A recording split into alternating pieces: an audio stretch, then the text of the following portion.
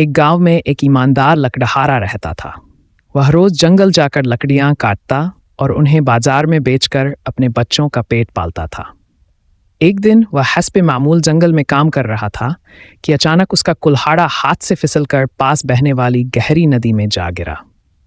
लकड़हारा बेहद परेशान हो गया क्योंकि कुल्हाड़ा उसकी रोजी रोटी का वाहिद जरिया था। लकड़हारे की परेशानी देखकर नदी के देवता नमूदार हुए और उससे पूछा, तुम क्यों रंजीदा हो?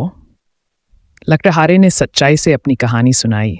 देवता ने पानी में गोता लगाया और सोने का कुल्हाड़ा निकाल कर कहा, क्या ये तुम्हारा कुल्हाड़ा है? लकड़हारे ने कहा, नहीं, ये मेरा कुल्हाड़ा नहीं है। देवता ने फिर चांदी का कुल्हाड़ा निकाला, लेकिन लकड़हारे ने इसे भी अपना मानने से इनकार कर दिया। आखिरकार देवता ने लकड़हारे का लोहे का कुल्हाड़ा निकाला तो लकड़हारा खुश होकर बोला, हाँ, यही मेरा कुल्हाड़ा है। देवता लकड़हारे की ईमानदारी से मुतासिर हुए और इनाम के तौर पर 3 कुल्हाड़े उसे दे दिए। लकड़हारा खुशी खुशी घर लौटा और हमेशा ईमानदारी से जिंदगी गुजारने का अज़्म किया।